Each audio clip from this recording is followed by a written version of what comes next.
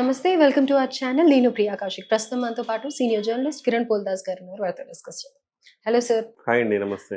Sir so Pavan Kalyan party జనసేనకి special recognition ఇచ్చారు కదా! సో ఈ ఎలక్షన్ కమిషన్ వాళ్ళు ఏ అంశాలు పరిగణలోకి తీసుకొని ఈ స్పెషల్ రికగ్నైజేషన్ ఇచ్చారు? జనసేన పార్టీ ముఖ్యంగా జన సైనికులకు ఇది ఒక గొప్ప శుభవార్త అని చెప్పాలి.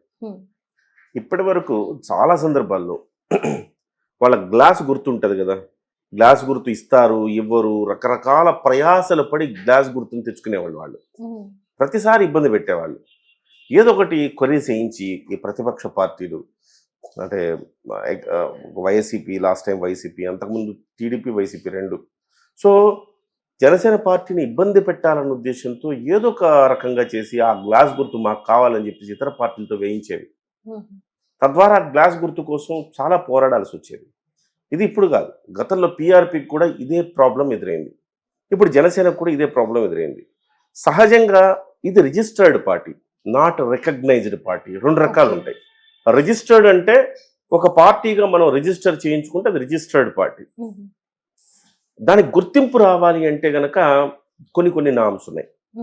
ఆ నామ్స్ ఏంటంటే మీరు మొత్తం ఓట్లలో 6% ఓట్లు పోలయ్యి ఉండాలి. సో 6% ఓట్లు పోలయ్యి ఉండాలి. 2 అసెంబ్లీ స్థానాలు మీరు గెలిచి ఉండాలి కనీసం. ఇది ఒకవేళ ఆ రకంగా ఉంటే ఇచ్చేస్తారు. కానీ లాస్ట్ టైం ఏమైంది, జనసేన పార్టీకి ఒక్క స్థానమే గెలిచారు. దాదాపు 6% దగ్గర ఓటింగ్ వచ్చింది, కానీ ఒక్క శాసనసభ స్థానం మాత్రమే గెలవటం వల్ల 2019లో ఆ పార్టీ గుర్తింపు రాలేదు. పోనీ రెండో కేటగిరీ ఏంటంటే 6% ఓట్లు పోలయ్యి ఉండాలి లోక్సభ ఎన్నికల్లో, అలాగే ఒక్క సీటు లోక్సభ సీట్ అయినా సాధించి ఉండాలి. ఈ రెండు జనసేనకు లేకపోవటం వల్ల ఇప్పటి వరకు గుర్తింపు రాలేదు. మూడవ క్రైటీరియా ఏంటంటే ఓవరాల్గా 3% సీట్స్ గెలిచి ఉండాలి. 100 సీట్లు ఉన్నాయనుకోండి, అందులో 3 గెలిచి ఉండాలి. 200 ఉన్నాయనుకోండి, అందులో 6 గెలవాలి. ఇట్లా అనమాట. సో ఆ నిబంధన దాన్ని వాళ్ళు పాస్ అయి ఉండాలి. ఇంకోటి 4వది ఏంటంటే లోక్సభలో ప్రతి 25 సీట్లకు ఒక స్థానం వీళ్ళు గెలిచి ఉండాలి.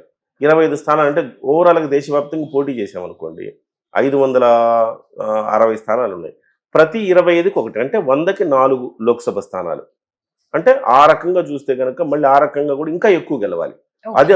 అది ఫుల్ఫిల్ చేయడం చాలా కష్టం ఎవరికైనా. సో అందరికీ చాలా ఈజీ ఏంటంటే ఈ 3% సీట్లు గెలవటం ఒకటి. సో ఒక 50 సీట్లే ఉన్నాయనుకోండి చిన్న పార్టీలుగా, వాళ్ళు 2 సీట్లు గెలిస్తే చాలు వాళ్ళకి. సో ఓటింగ్తో సంబంధం లే. సో అది ఈజీ. లేదా ఫస్ట్ది 6% ఓట్లు 2 అసెంబ్లీ స్థానాలు సాధించడం ఈజీ. కానీ ఇవేవి కూడా జనసేన పార్టీకి గతం నుంచి కూడా లేవు కాబట్టి జనసేన పార్టీకి గుర్తింపు లేదు. సో ఇప్పుడు 21కి 21 అసెంబ్లీ స్థానాలు, 2 లోక్సభ స్థానాలు గెలిచి ఈ గుర్తింపుకు నోచుకుంది పార్టీ అని చెప్పాలి. అయితే మీరు అనుకోవచ్చు, గుర్తింపుకు ఉంటే ఏంటి లేకపోతే ఏంటి.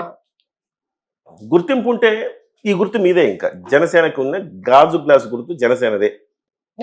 ఆ ప్రయోజనం ఉంటుంది. మీరు ఎక్కడ పోటీ చేసినా అక్కడ వేరే వాళ్ళు గాజు గ్లాస్ పెట్టుకోవడానికి లేదు, అది మీకే. సో కాబట్టి ఎన్ని ఇబ్బందులు పెట్టేవాళ్ళు, గాజు గ్లాసును కావాలని తీసేసుకునేవాళ్ళు చాలా చోట్ల. డ్రా తీస్తారు. సహజంగా ఏం చేస్తారంటే మీరు గాజు గ్లాస్ అడిగారు, నేను గాజు గ్లాస్ అడిగారు, ఇంకోళ్ళు గాజు గ్లాస్ అడిగారు, డ్రా తీస్తారు. ఎవరు గాజు గ్లాస్ ఇస్తే వాళ్ళకి ఇస్తారు, ఎందుకంటే మీరు గుర్తింపు పొందిన పార్టీ కాదు కాబట్టి.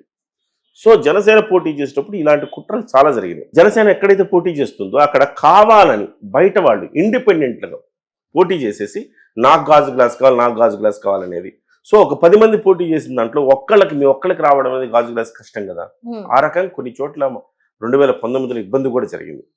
2024కి వచ్చేసరికి కొంచెం దాంట్లో జనసేన పార్టీ పర్ఫెక్ట్గా దాన్ని ప్లాన్ చేసుకోగలిగి న్యాయపరమైన సమస్యలు లేకుండా ఎంతో కొంత చేసుకోగలిగి ప్రతి ఒక్కళ్ళకు కూడా గాజు గ్లాస్ వచ్చింది. కానీ అప్పుడు కూడా కొన్ని కుట్రలు జరిగినాయి.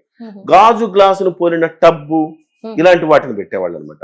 టబ్బు కూడా మీకు సో గుర్తు గాజు గ్లాస్ అని ఇంతే గుర్తు ఉంటుంది, టబ్బు అంత పెద్దదైనా గుర్తు వచ్చేటప్పటికి చిన్నదైపోద్ది కదా. ఆ టబ్బు, బకెట్ ఇలాంటివి పెట్టేవాళ్ళు. సో అవన్నిటిని దాటుకొని ఇవాళ గుర్తింపు పొందిన పార్టీగా జనసేన పార్టీ ఆవిర్భవించడం అనేది 10 ఏళ్ల శ్రమకు గుర్తుగా మనం భావించాలి. ఎంతో మంది శ్రమిస్తేనో, ఎంతో మంది త్యాగాలు చేస్తేనో పవన్ కళ్యాణ్ గారు అహర్హం శ్రమిస్తేనో ఈ రకమైన గుర్తింపు వచ్చింది. ఇది జనసేన పార్టీ దాని చరిత్రలో సాధించిన ఒక గొప్ప విజయంగా కూడా మనం చూడొచ్చు. 21కి 21 సాధించి ఏ రకంగా అయితే అసెంబ్లీలో అడుగుపెట్టిందో ఈ గుర్తింపు రావటం అనేది కూడా అంతే ఒక తన ఆ పార్టీ చరిత్రలో ఒక మైల్ రాయిగా నిలిచిపోతుందని మనం చెప్పొచ్చు. అయితే ఆ గ్లాస్ వెనకాల ఏమైనా హిస్టరీ ఉందా? లైక్ ఈ గ్లాస్ ని చూస్ చేసుకోవడానికి పవన్ కళ్యాణ్ గారు? యాక్చువల్గా గాజు గ్లాస్ వెనక హిస్టరీ ఏం లేదు. వాళ్ళు ఏం చేస్తారంటే పొలిటికల్ పార్టీని మీకు ఏ గుర్తు కావాలని అడుగుతారు. 3 గుర్తులు సజెస్ట్ చేస్తారు, వాళ్ళే ఇస్తారు 3 గుర్తులు. ఈ 3 గుర్తుల్లో ఒకటి తీసుకోండి అని ఇస్తారు వాళ్ళు, ర్యాండమ్గా ఇస్తారు. ఆ ర్యాండమ్గా ఇచ్చిన దాంట్లో గాజు గ్లాస్ కూడా ఒకటి. పవన్ కళ్యాణ్ గారు ఆలోచించింది ఏంటంటే పేదవాడు టీ తాగేది కదా, ఇది టీ తాగుతున్న ప్రతి పేదవాడికి గుర్తొస్తుంది గాజు గ్లాసు. కాబట్టి ఈ గాజు గ్లాసు గుర్తుని తీసుకుంటే మనకి చాలా ఈజీగా ప్రచారం చేయడానికి ఈజీగా ఉంటుంది. ఫస్ట్ ఆఫ్ ఆల్ ట్రాక్టర్ తీసుకున్నారనుకోండి, మీరు కొంచెం కష్టం ప్రచారం చేసుకోవడానికి. ట్రాక్టర్ బొమ్మలు వాడుకోవాలి తప్ప నిజమైన ట్రాక్టర్ని వాడలేం కదా. అలాగే మీకు తెలుగుదేశం పార్టీ సైకిల్ తీసుకోవటం వల్ల సైకిల్ యాత్రలు చేసి బాగా ఎలివేట్ చేసుకోగలిగేవాళ్ళు. జగన్మోహన్ రెడ్డి ఫ్యాన్ తీసుకుంటే ప్రతిసారి ఇలా ఫ్యాన్ పోయి తిప్పుకుంటా ఉండాల్సి వచ్చేది. గాజు గ్లాస్ అయితే చాలా ఈజీ కదా, సింపుల్ కదా, ఇలా పట్టుకొని చూపించవచ్చు గాజు గ్లాసు. సో దానికి సింబాలిక్ గా చేసుకోవచ్చు. ఎర్రతో వాళ్ళు వేసుకోవాలి, గాజు గ్లాస్ తో టీ తాగాలి. చిరంజీవి గారి సాంగ్ కూడా ఉంది కదా, చాయ్. ఆ రకంగా గాజు గ్లాస్ కి ప్రచారం ఈజీ. ప్రతి పేదవాడి చేతిలో గాజు గ్లాసు, టీ గ్లాస్ ఉంటుంది. సో తద్వారా మనం జనంలోకి వెళ్ళొచ్చు అన్న ఉద్దేశంతో మిగతా వేరే గుర్తులు ఏవో ఇచ్చారు. మాకు గాజు గ్లాస్ కావాలని చెప్పేసి వీళ్ళు కోరుకోవటం, ఆ గాజు గ్లాస్ ని వాళ్ళు ప్రస్తుతానికి గుర్తింపు లేకపోయినా ముందు గాజు గ్లాస్ ఇచ్చారు. అయితే ఇది పెద్ద పార్టీ కాబట్టి అన్ని చోట్ల పోటీ చేస్తుంది కాబట్టి, సో ఒక ప్రముఖమైన వ్యక్తి కాబట్టి ఎన్నికల కమిషన్ కూడా పరిగణలోకి తీసుకుంటుంది అనమాట. ఒక ఇండిపెండెంట్ని లేకపోతే ఇట్లాంటి ఒక పెద్ద ఫాలోయింగ్ ఉండే వాళ్ళని చూసుకుంటే కొంత పరిగణలోకి తీసుకుని కొంచెం విచక్షణ అధికారం ఉపయోగించి సరే వాళ్ళకి ఇచ్చేద్దాం, గాజు గ్లాస్ కావాలన్నారు కాబట్టి వాళ్ళకి ఇద్దామనేది కూడా ఉంటుంటుంది. లేదు ఇంకా కుట్రపూరితంగా అందరూ వచ్చి లేదు ఇవ్వడానికి లేదంటే ఖచ్చితంగా కష్టమే. సో ఆ రకంగా గాజు గ్లాస్ అయితే బెటర్ అని చెప్పేసి ఫస్ట్ లో గాజు గ్లాస్ ఎంచుకున్నారు. ఆ గాజు గ్లాసే ఇవాళ పూర్తి స్థాయిలో స్థిరంగా, ఇవాళ తెలుగుదేశం పార్టీ 40 ఏళ్ళైనా సైకిల్ గుర్తు మారదు కదండి. సో ఫ్యాన్ గుర్తు కూడా మారదు, ఎప్పటికీ హస్తం గుర్తు మారదు.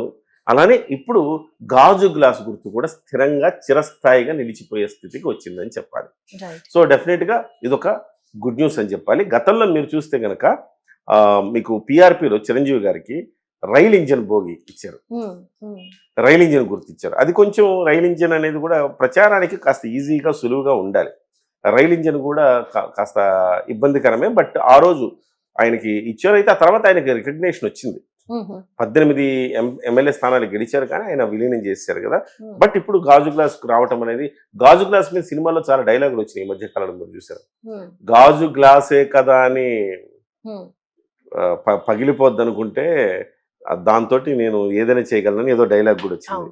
సో అట్లా గాజు గ్లాసు వాళ్ళకి రావటం అనేది ఒక మరింత బలాన్ని చేకూర్చిందని మనం భావిస్తాం. సో ఇది జనసేన పార్టీలో ఎవరైతే ఉన్నారో వాళ్ళందరికీ కూడా ఒక బిగ్గెస్ట్ హ్యాపీ న్యూస్ అని చెప్పాలి. Thank you sir, thank you so much.